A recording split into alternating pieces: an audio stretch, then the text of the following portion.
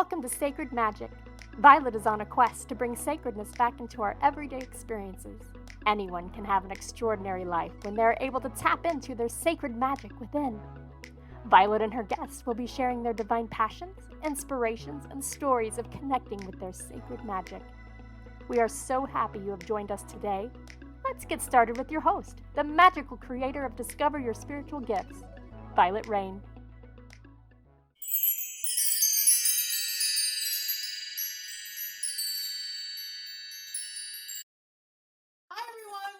To Sacred Magic Podcast.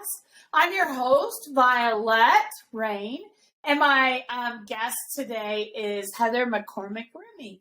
And I have asked her to come and join us because March in my world is all about connections and relationships and how we connect. And Miss Heather is a psychic, a medium, an intuitive. She does lots of work in healing and coaching for folks. And so I thought she'd be the perfect one for us to talk about relationships and connections. So welcome, Miss Heather. Thank you, Violet. I'm so happy to be here with you.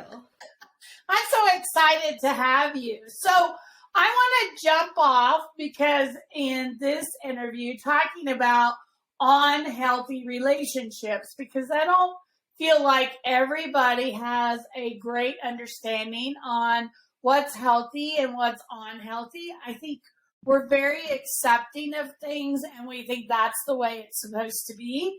So I wanted us to start talking about, in the beginning anyways, what is an unhealthy relationship and how do we identify it? So I'm going to let you jump off and start here and I'll add a little bit. Sounds good.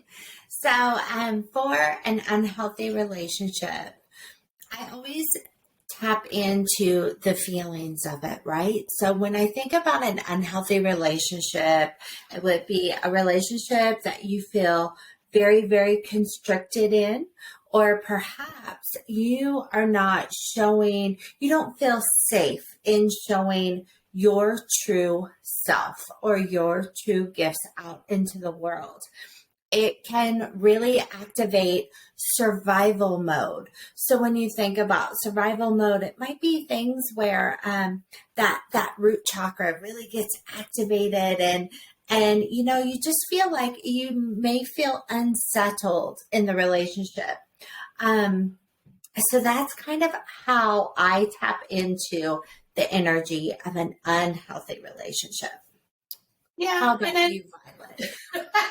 You know, in my world, I talk about there are people that give in a relationship and there are people that take in a relationship, right? And those relationships that, of course, are abusive, restrictive, confined, the people in your life that don't support you, inspire you, motivate you, pick you up.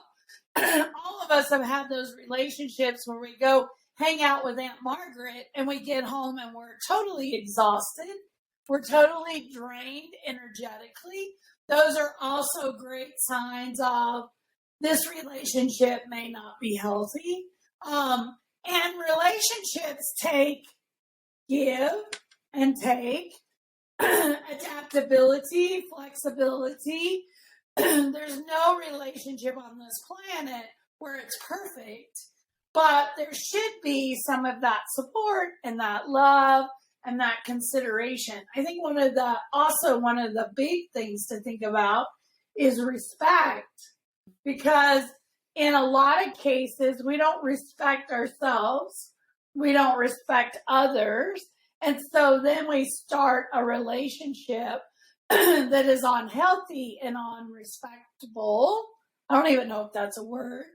But we should hold space, right? If you can't be your true self, if you can't feel comfortable speaking your truth and being who you are, it is more than likely a very unhealthy relationship. And that could be with partnerships, friendships, co-workers, bosses, all those relationships, because there has to be this space of respect and, holding each other up, because it takes two people to be able to do that. So let's talk about more healthy relationships. Healthy relationships should be surrounded by love and compassion and unconditional expectations. There should be this place where, wow, my voice just doesn't like me today. There should be this place. Maybe your dog should come and help me speak today. I know, right? Cody is all about this right now. He's just chiming right in. He's like, yes, yes, yes. I love that. Let me talk, he says. Let me share. So, healthy relationships should be inspiring and motivating and loving and supportive and kind and compassionate. And if you don't have that, if you're constantly giving all the time and you're not receiving, then you need to look for more healthy relationships. And so when I look at those aspects, I'm always looking to really feel good when I get home, when you go hang out with somebody, to really feel inspired, to really feel motivated, to really feel like you've got somebody on your side. And those are healthy, but they start with us having a good relationship with ourselves.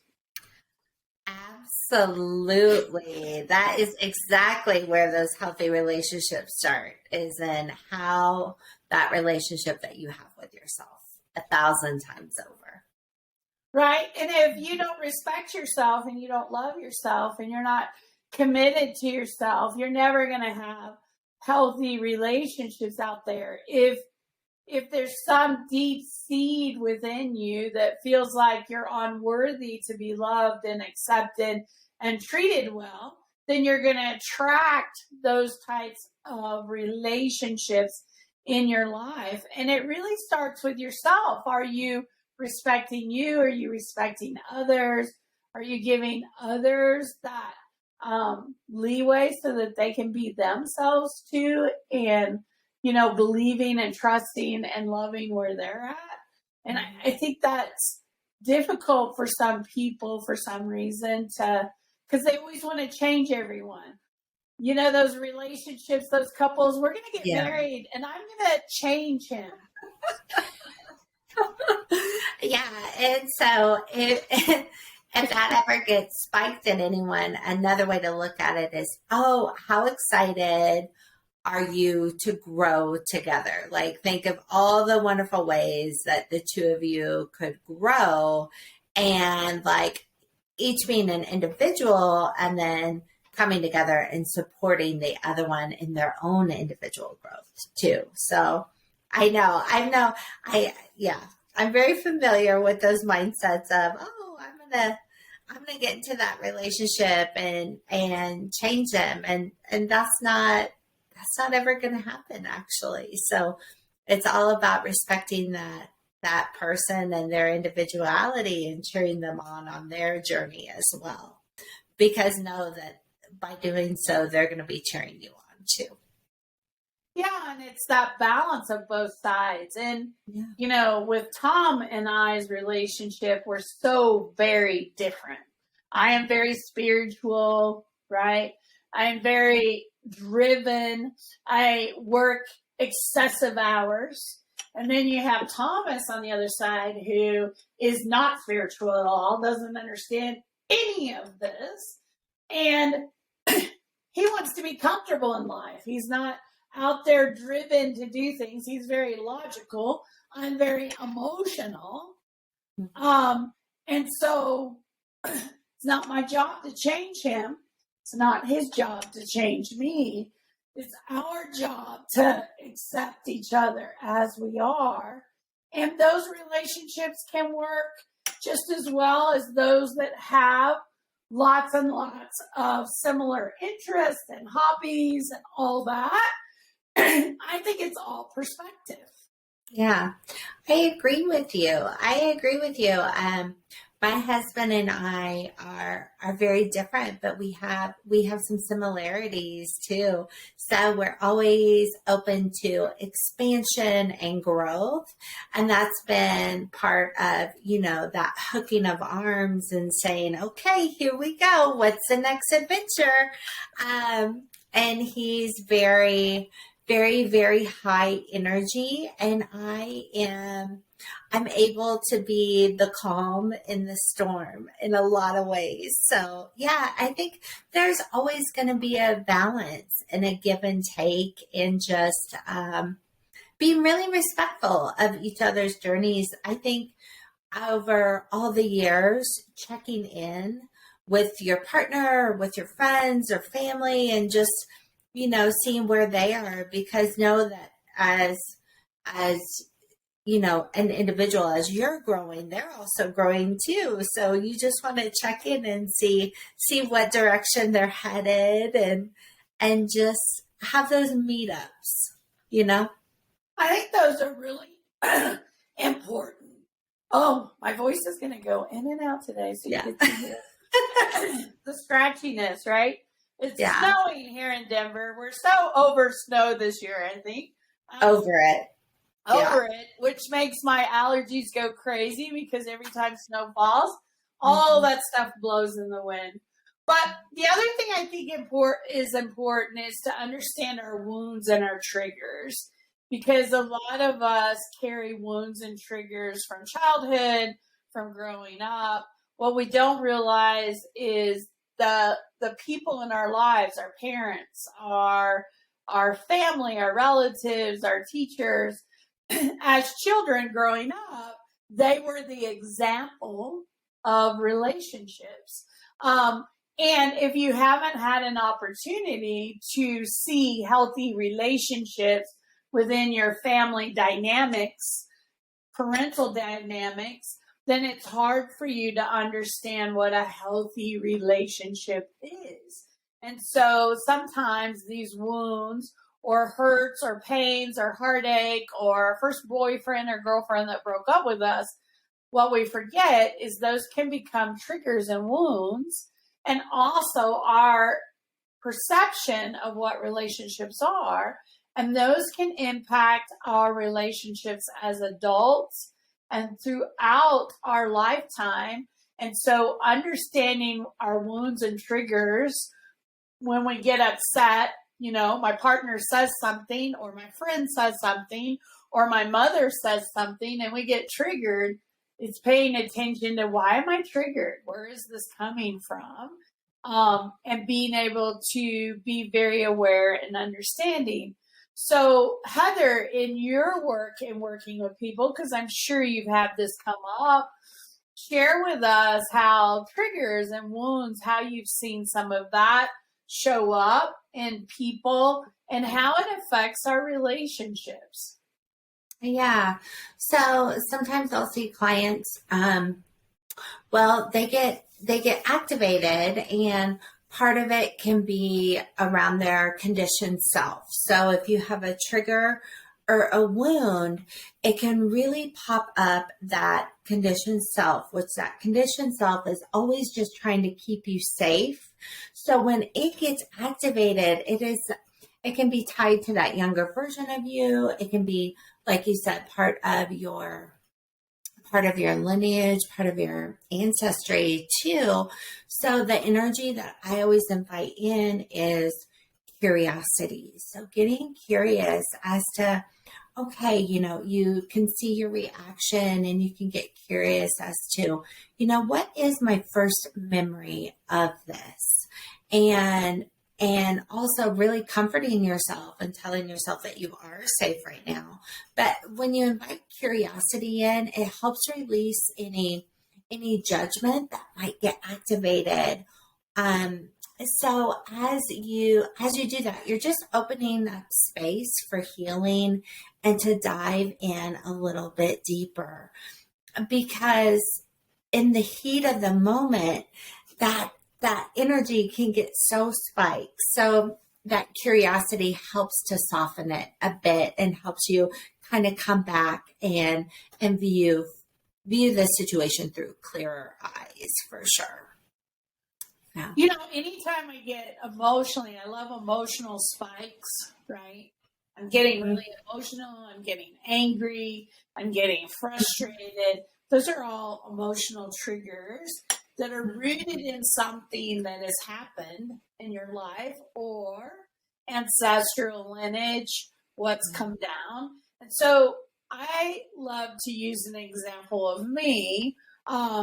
My family all passed by the age of 24. So by the time I was 24 years old, I had lost my parents, my grandparents, all of my family. So being a young adult in relationships, the only experiences I had ever had was my mother's relationships. And my mother could get very angry and volatile in relationships when she was upset. And just to give you an example, she would break down doors, she would throw things, she would destroy things. It would be these very extreme emotional outrage when she got angry or upset or something wasn't happening. And as a young adult, that's all I'd ever seen. To me, that's what love was when you thought you destroyed your house. Literally. Everything in it. Until one day I was like, wait a minute. What am I doing? Why am I reacting this way? What is this trigger from? And it wasn't a wound for me, but it was a perception that I had in relationships, how friendships, how partnerships, all that should happen. So sometimes when we get triggered and we're reacting in a way, I love the curiosity, because it's like, where did this come from? Why is this happening? What is going on? What is a healthy relationship? What should it look like? Right? Because we're not always going to get along. We're not always going to agree. There's no relationship out there like that. Right. So how do you, in a healthy way, speak your truth, right? And not destroy a relationship where it can be in a healthy way. And I think it takes curiosity. I think it takes adaptability and flexibility. I think it takes stepping back and not only evaluating, because we have a tendency to go, it's her fault. She did it all. She caused it all. And it really isn't. It's both parties. So what is your role in the relationship? What do you bring? What are you creating? And that curiosity helps us step back and say, wait a minute, how can I step back and be the observer of what just happened and really take a look at it and be critical of ourselves, right? Right. Where does that pain and wound come from? Where were we taught that? Where did we get that idea? Where was that created from? Because if we can heal it, if we can find a way through it, then we can create healthy relationships. And I think it's always evolving and growing, right? I think we're always evolving and growing. And sometimes understanding ourselves, and maybe we can't talk about that right now. Maybe we need a little break and come back in another time and finish the conversation when it's not so emotionally triggered. And this can happen in friendships too, right? Absolutely. How many of us have friendships where our friends are critical because we don't make enough time for them or we don't spend enough time, but yet they're not contributing to that either. They're not calling us up. They're not trying to make plans. It's a two-sided street. And what kind of friendships do you want? And what do you desire? And what are you willing to give in a relationship? Because I think we have to give to take. And I don't think everybody always realizes that. Yeah, I think it does come back to that, like cleaning up your side of the street, right? So I'm really taking ownership for how you're showing up in relationships. So Yeah, I think that's beautiful, Violet. Well, we have to make time, right, for each other. If you want to be in a relationship, you have to make time for that relationship in order to be fair. And I don't know that we always do that really well.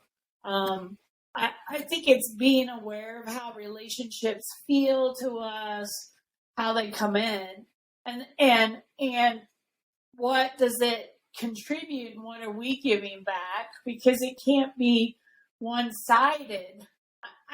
I don't know. I always have, if somebody's giving to me, I want to give back, but not everybody is that way, right? We've all had those relationships where our friendships, they want to hang out with us, but there's an underground reason why they want to be with us versus just wanting to hang out with us, right?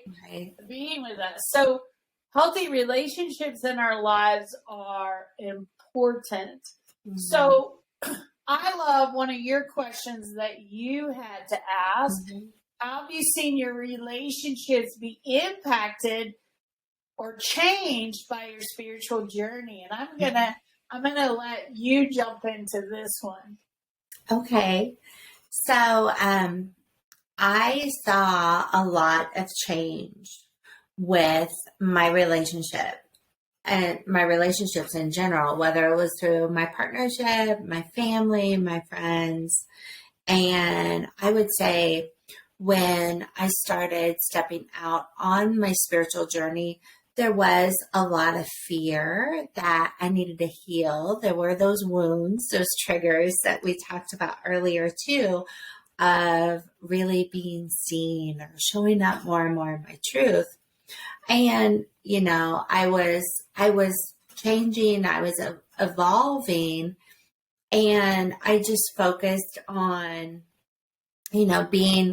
just trying to be better, trying to be a better person, trying to be more me all the time. And as I did that, as I showed up more and more in my gifts and shared those with the world, it was amazing how people around me started lighting up or wanted to share their own stories and felt this connection. And really, there was just another layer of truth and honesty that opened up all the way around me. And it allowed other people to really shine out their truth and step forward. So I saw a lot of beauty as I stepped out with my spiritual gifts on my journey. And it really healed a lot of the fear, some of the wounds that were there too. So I saw a lot of just beauty as I stepped forward, beautiful change in my relationships. How about you? Well, I've seen a mixture, because I feel like sometimes when we step into who we are as a spiritual evolved being, that our frequency changes, energetically, our energy changes. And sometimes those old relationships that we've had all of our life, they're still at an old frequency, is what I would call it.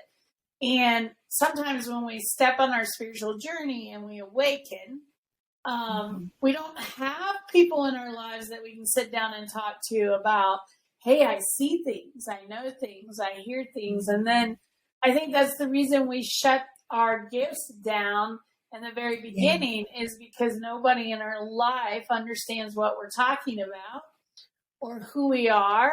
And so then we get afraid again, and we're like, okay, I want to be accepted and understood. But I think if you step through that and step through those energies and become your authentic self, what you open yourself up to is attracting relationships that are more energetically aligned with you, that you can have a conversation with and be able to share that. Because sometimes, due to our family's belief systems or how they've grown up or what they're understanding, you may be experiencing things that they've never experienced, and they don't have a true understanding of who you are or what you are.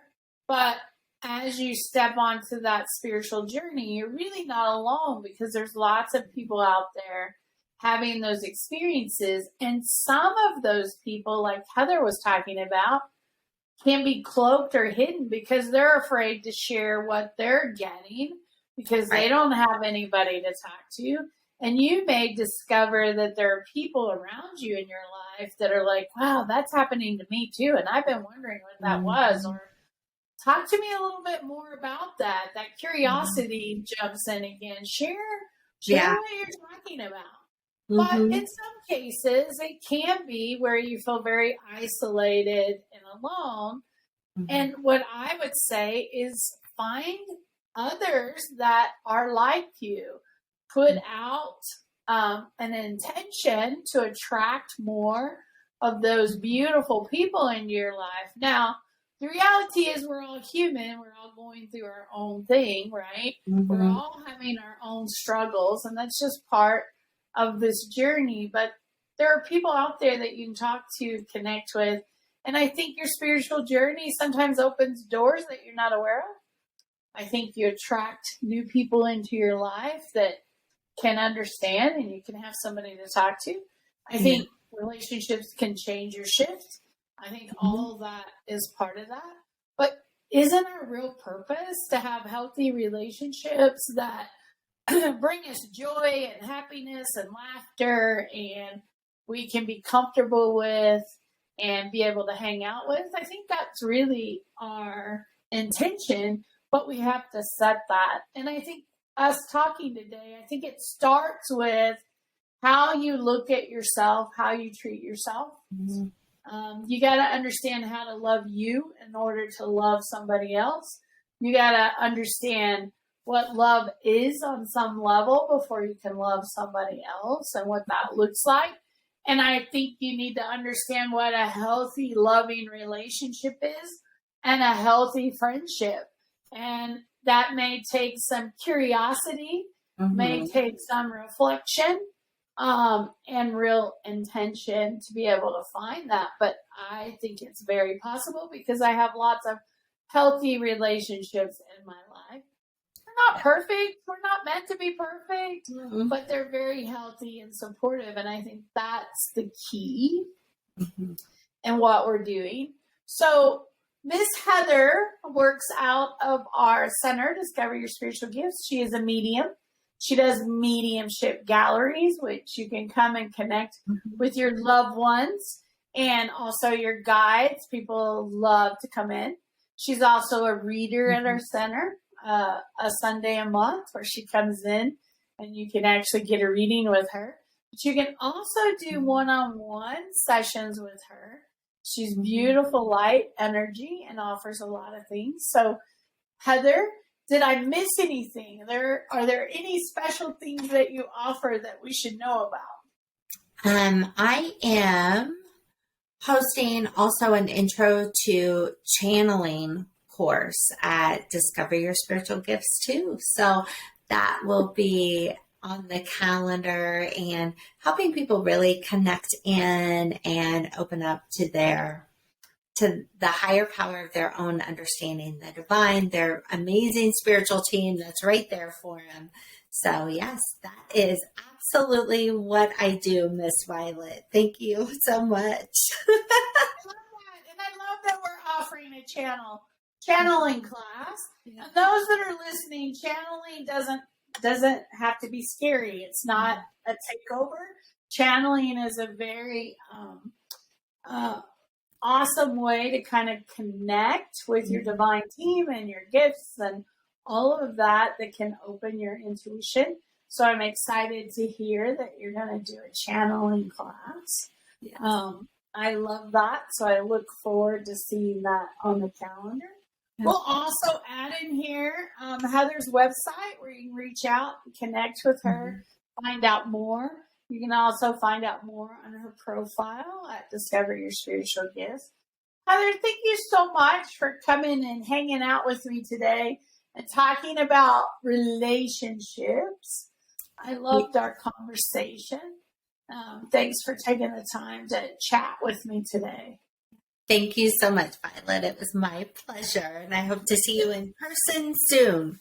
I do too. I can't wait. I love that. All right, folks, thanks for listening, watching Sacred Magic Podcast.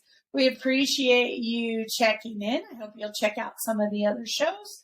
Have an amazing day. Are you seeking an online spiritual education resource? Do you crave to know more about various topics of spirituality? Discover Your Spiritual Gifts Academy offers a wide variety of programs including Crystal Alchemy, Tarot, The Journey of the Fool, Akashic Record Reading Certification, and much more. These online courses allow you to learn on your schedule and at your own pace. You can find out more at www.discoveryourspiritualgifts.academy. Thank you for joining us.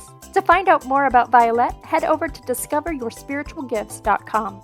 You can also send a personal message to Vialet through email, violet@discoveryourspiritualgifts.com. If you love the show, subscribe to our podcast on Apple Podcasts, Google Podcasts, or Spotify.